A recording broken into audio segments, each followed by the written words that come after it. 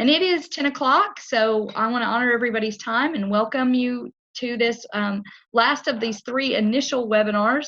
But remember, remind you again that we have the Creativity in Ministry webinar tomorrow night at 7.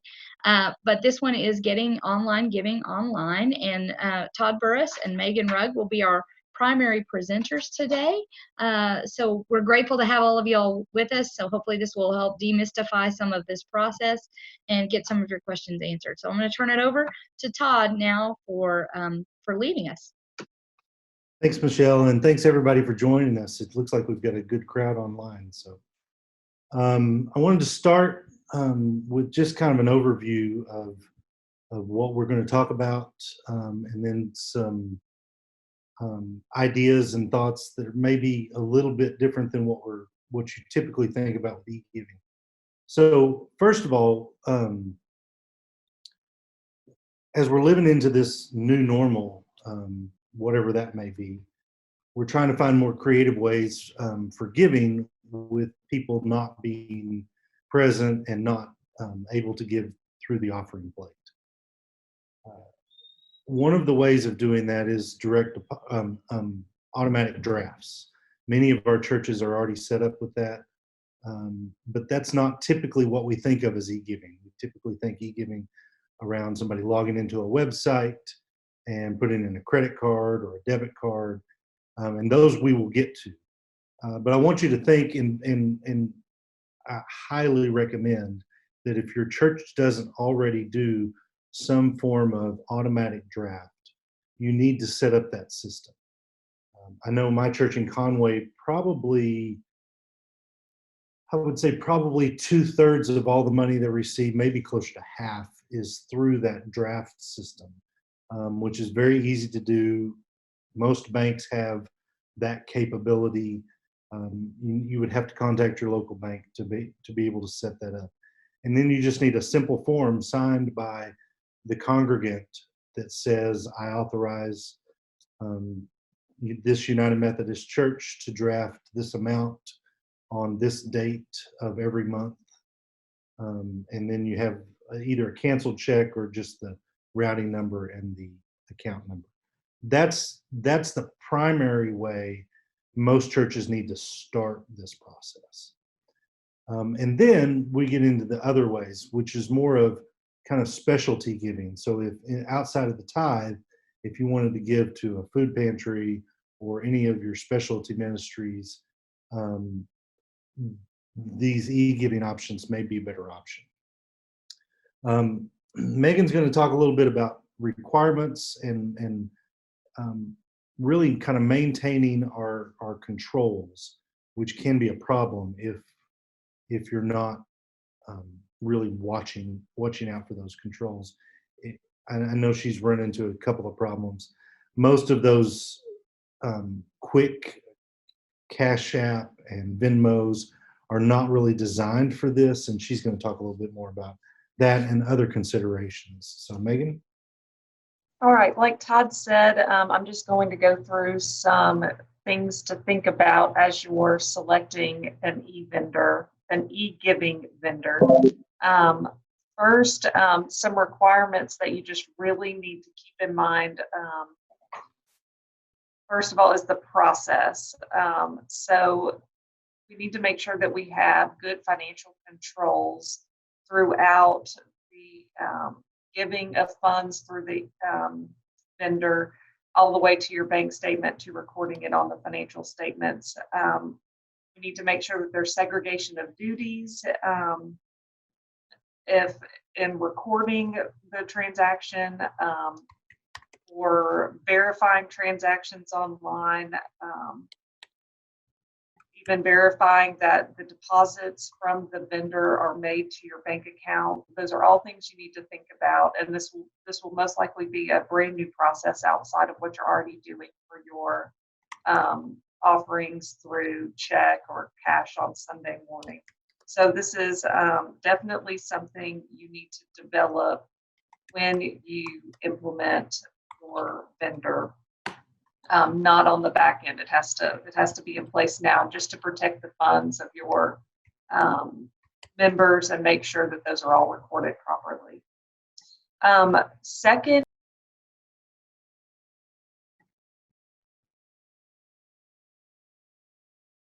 We lost, Megan, yeah, we lost Megan somehow. Uh-oh. stand by.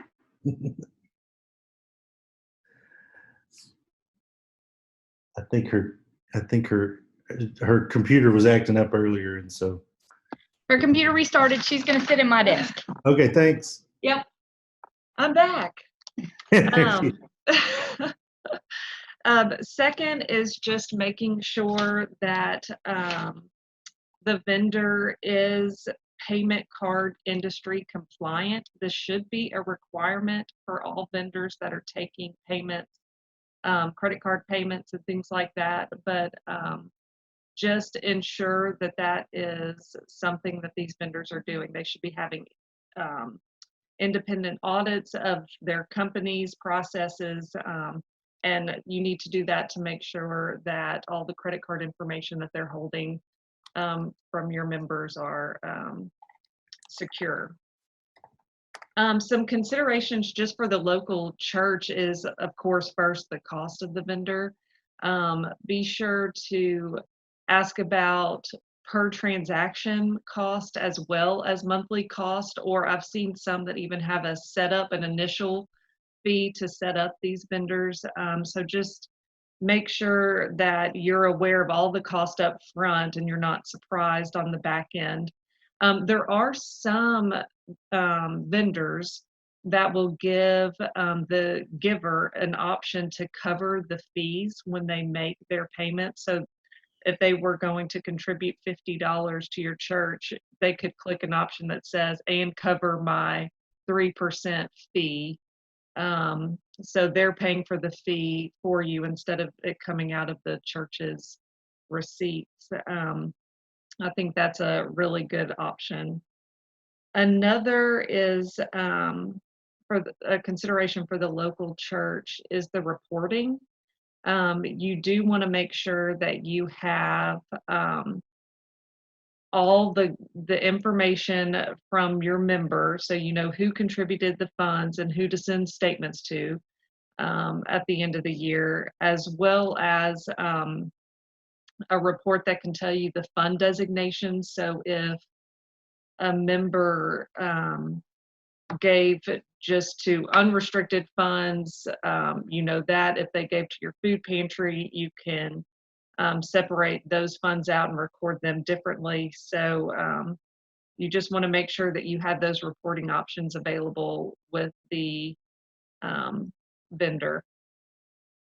There are also several vendors that offer recurring contributions, which would be really helpful. That way a member doesn't have to remember to go in, log in every month and make their tithe to the church. So they may be able to just select, you know, do this on the 5th day of every month or something like that. So that's a good option to have. And considerations for the user, you just want to make sure that there's lots of different ways to give.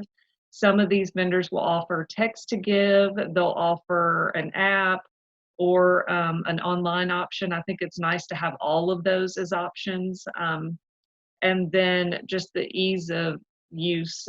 You just want to make sure that a member doesn't try to make an electronic payment and it's so cumbersome and hard to walk through that they end up ultimately giving up and not using this this method of giving to the church. So overall, those are just some things to think about as you're selecting a vendor. Okay, we're going to do are you finished, Megan? Yes. Okay, we're going to do another quick poll. I want to know what giving options that you might be familiar with, or companies that you might be familiar with.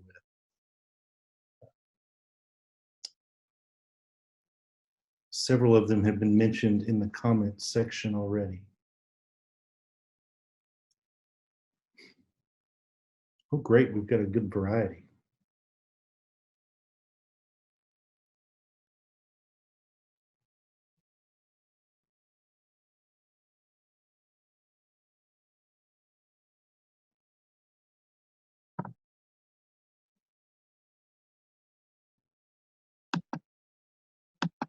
Oh, and I didn't say you can select all, but it appears that you can.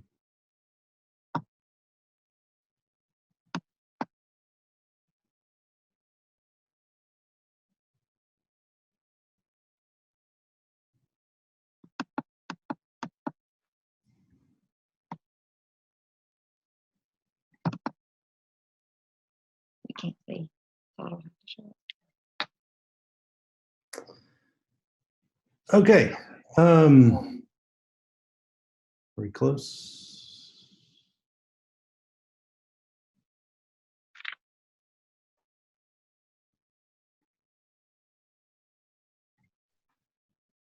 So most everybody is familiar with PayPal. We've got several Vanco and Squarespace, and then kind of a mix of the rest of those. That's great. When we get to some of these others, I may ask a couple of you to what your history is with those. All right, I'm going to stop sharing that poll. Close. This Zoom stuff is still kind of new to all of us, so we're learning as we go. We wanted to talk about a few of the options that we have out there.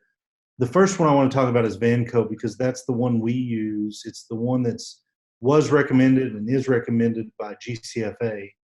And I'm going to share my screen so I can kind of give you all a little feel for, and again, it's going to take a minute. System preferences. Vanco is the one that has been recommended by the conference or by GCFA, and we've used it here at the office. We like You the. don't have your screen yet. Have you shared it? Yeah, I'm working on it. Okay. I forgot I had to do the preferences and all that. Kind of Okay. stuff. All right. Can everybody see my screen now? Yeah. Okay, good. So Vanco is like I said, the denominational recommended one. If you go to the Arkansas website, arumc.org, and click the donate button, this is the site that you'll come to. And it's not very pretty. It's not very customized. Well, it's somewhat customizable. And then there's a mobile site that we can view that it looks kind of drab and plain as well. But it's pretty easy to customize. And when I log into Vanco and go on to their donate page, I can change the funds in this system. And again, this isn't the easiest and most user-friendly, but I get to order what funds I want where, and then I get good reporting back on this. So once somebody makes a donation, we get daily reports on the deposits. We get monthly reports at the end of the month that shows who gave, how much, to what fund. But it doesn't really tie into our accounting system very well. And so everything that we do from this point on becomes very manual. You can try to export it into a CSV file and come up with some type of manual process that gets it to an imported file into your accounting system, but it's very cumbersome at that point. That's the one real hangup. But the security and controls on this are very extensive, and so the drafts go automatically into the bank, and there's a good record of what all's happened. So an auditor could come in at the end of the year and look and match tie records from what we posted to what actually happened in Vanco. And those are great benefits for Vanco. It's not terribly expensive. There's a $10 monthly fee, and then 2.75% plus 45 cents per transaction. But then there is the option to have whoever is donating that money offset those fees to some extent. But there's a 0% fee and a 25% per transaction fee on bank giving. So the first fee, the 2.15, is for credit cards, and then just a quarter per transaction. So if somebody wants to go in and make a donation directly from their banking account, it's only going to cost 25 cents. And that's good. Others that we've listed that we wanted to talk briefly about, Tithely. I know several of you have used that. I don't know what the controls are like for this.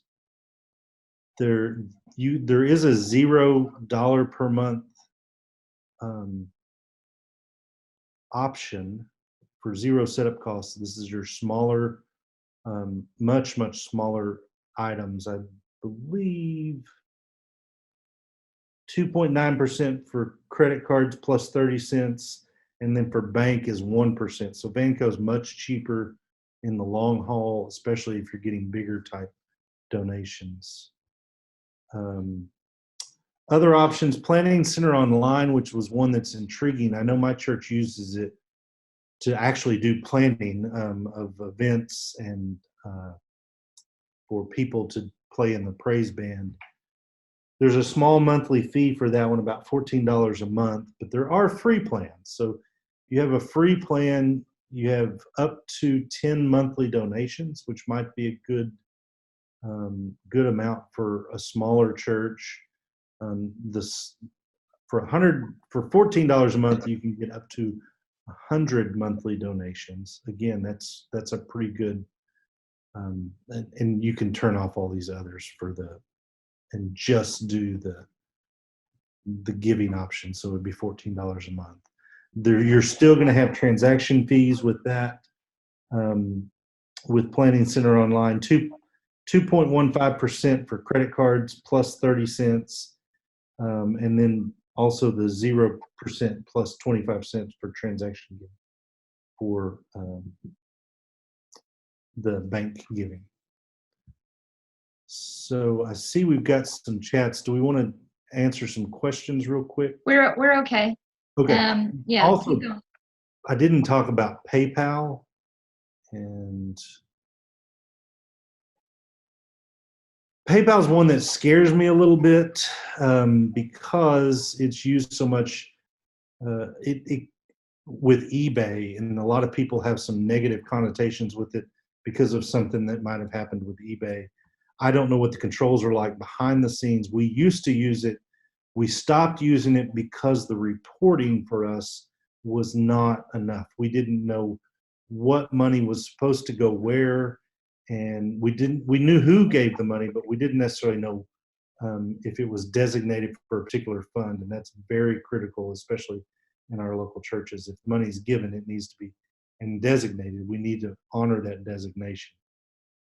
They may have better reporting now at this point, but I'm not certain about that. I would say that if you have an accounting software that has online giving, so Shelby Systems, I know, Simple Church, I believe, I'm sure Power Church does. If you have one of those, that is going to be your easiest, quickest option and best long-term because of the way it's going to tie into the rest of your accounting software.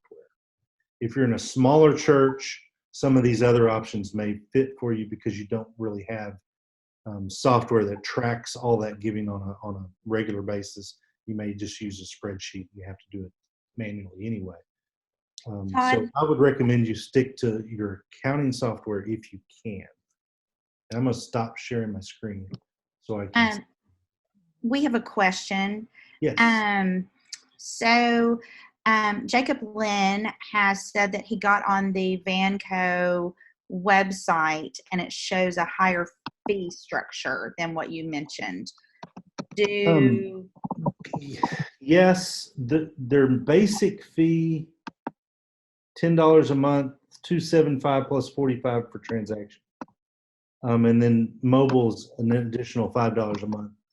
At one time, GCFA had negotiated rates, and that may have ended, but I'll double check on that, and we'll send an email later. When we started this and we signed our agreement with them, it's some of that is based on how many transactions you think you're going to have, and then after a year they kind of base it on transactions you have. The more volume you generate, the lower the fees are. So we'll double check on that and send that out as part of the Q&A follow-up.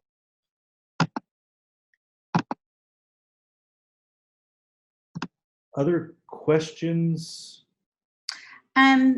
There are some questions about QuickBooks.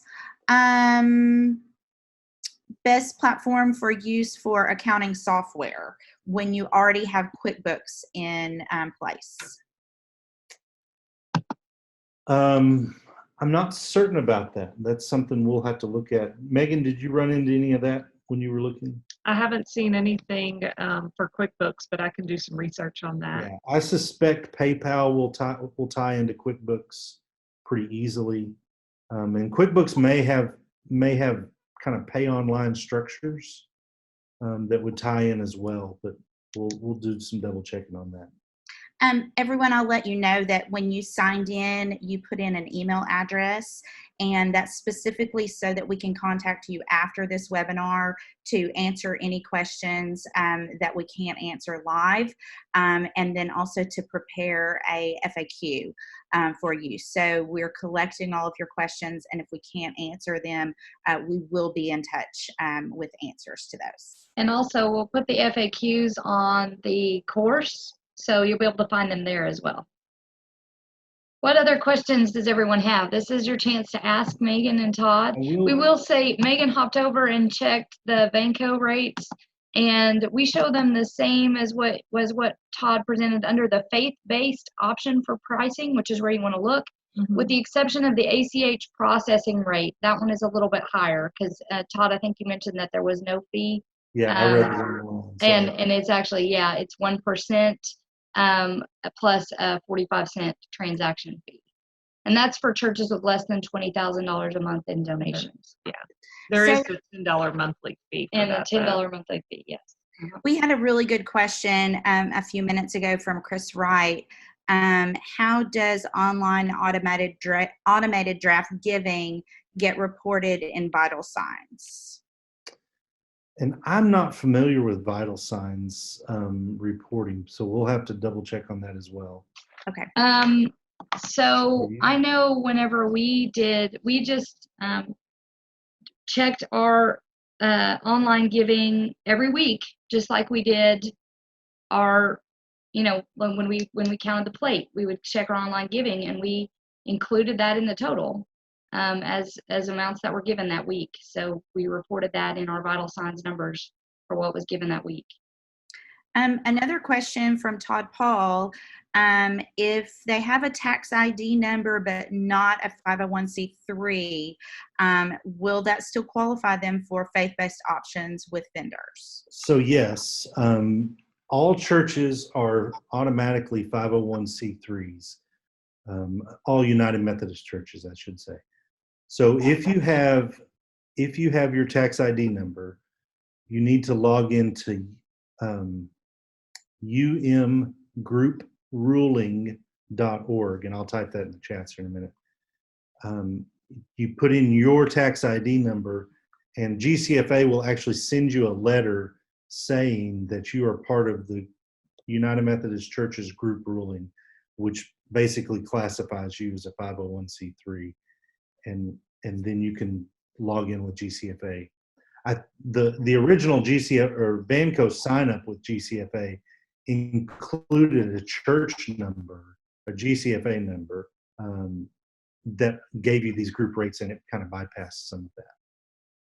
One other thing I wanted to add about online giving. So PayPal, and I'm sure Tithely and Vanco are going to require you to do some form of PCI compliance, which basically means you're handling credit cards in a manner that if you get hacked, you're not going to give up people's identity.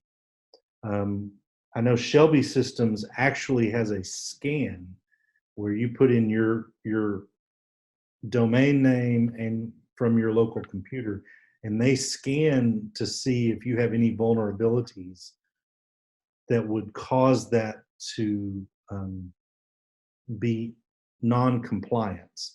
And if you're non-compliant, you have to pay a fee. So essentially, don't record any of these things on your local machine, or definitely not on a Google Drive or something like that. You don't want to record. Put those in a paper file somewhere in your desk, especially bank account numbers, credit card numbers, and be sure that is locked up in a file, because you could be somewhat liable for loss of those records. We've also had a question about the platform Give Enjoy. Are any of you familiar with that giving platform? I'm not familiar with that, but I can look into it as well. Okay. And the umgroupruling.org, that, I sent it to everybody. That is also good if you're getting grants for food pantries and stuff like that. You may need to prove that you have a 501c3 umbrella, and that's how you get it. Are there any other questions? Yeah. Helena, I see that Debbie said that Helena FUMC uses Vanco, which is good. Debbie, do you want to share any comments on what you like about Vanco, what you may find difficult about Vanco, because that appears to possibly be the best pricing option at this point. If you don't mind, if you would share that in the comments, I'll be glad to share that. And then we also just got a question from John Michael about does anyone know if the kiosk is optional with Vanco, or is it required? The kiosk is optional with Vanco. I'm trying to remember what their fees are. It's $29 a month plus a one-time hardware cost for the kiosk. Yeah. I know Shelby also has kiosks, which are basically tablets that you can mount on a pole or on a wall or somewhere. Looks like the same thing, or on a desktop. Another couple of good questions. Jacob Lynn has said, by folks entering their information directly onto the online giving platform, does that protect their account info since it's never given directly to us? Correct, it does. Okay. And that's why we want our vendors to be PCI compliant, that payment card industry compliant. Okay. Daniel has said that he's getting a lot of pop-ups on a platform called Rebel Give. So we also might want to add that to our list of companies to investigate and report on. Power Church Online. Let's see, Jeff says that he hasn't used it, but Power Church Online has a direct process to import information from Vanco. Oh, that's good. Yeah, so not necessarily online giving, but other just giving during this time frame. I would say don't be afraid to ask, and make it known within your congregation that you're still having to do operations at the local church. The more communications you can have with them, the better. And this is again where an automatic draft system would be great, and a great opportunity to start setting some of that up. You could contact your bank, find out if you can log in and do that kind of information, or set up one of these platforms, or both, and then make that visible with your website, or in communications emails directly to your congregation. This is definitely this is a great opportunity to move more of that giving to a regular giving, ongoing giving. but it is definitely a problem in making sure people remember the church needs your funds. So I want to share something on that. First of all, someone did raise in the chat thread that maybe getting people to do automatic draft, they'd be a little hesitant because they don't know where their next paycheck's coming from right now. Absolutely. Certainly that's an anxiety out there. Some of the work that I've seen some of our colleagues do is to do like a Facebook Live video, which you need to know how to do that. Whenever we get yesterday's webinar loaded up, you'll be able to see that. But they've gone online and actually shared what the church is still doing. For instance, if they're still taking backpack food to the kids at school, and that's being dispersed to families. One church shared that they have a Wednesday night program that feeds a lot of kids, and so they drove around the neighborhood and delivered meals instead. And by emphasizing the ministry that is still going on, then that is a good time to say, look, in order for this to continue to happen, for us to be able to be the hands and feet of Jesus Christ at this time, we do still need funds for that to happen. So tie it into your ministry, give them a compelling reason to continue to give, and that should help alleviate some of the anxiety, because everybody wants to help right now. And so if they can see their church at work helping, then that's a great reason to continue to commit to supporting the church. And Michelle, I'm going to add on to that, reinforcement of ministry is never a bad thing. When you are promoting what you are doing and what your church members are doing, what your community is doing, that is also showing that tithe money is still important without even asking for it. And like Michelle said, don't be afraid to address that and be authentic and be transparent about that you still need people, you still need tithe money, but don't be afraid to promote and to share and to toot your own horn, basically, to say, this is what we're doing. And thanks to you who have continued to be faithful with your tithing, we are able to up our donations for backpack ministry, or to keep our janitorial staff on the payroll or whatever. But transparency during these times is key, and also repetition of message. So and if you're going to stream online worship, or if you're going to upload a worship service, you can still do an offering time. I mean, you can still say, and that's again another time that you can emphasize the work of the church that's still happening as well. So we've had a couple of questions from people about the previous webinars that we've done this week. The one on how to use the Zoom platform, which is for more geared for small group, for Bible studies, for your UMW circles, for meetings. This is a wonderful platform, and Michelle Morris did a webinar on how to utilize that platform on Monday. It is currently on the website, arumc.org, and we'll put that in the comments in just a minute. I'll put that link in there. The webinar from yesterday on the how-tos of live streaming, of doing video and uploading to YouTube, all of the kind of the best practices of videoing with a cell phone or an iPad, or if you want to, taking the next step in cameras and editing software, all of that, it will be available, should be available later today. We're still waiting for it to upload.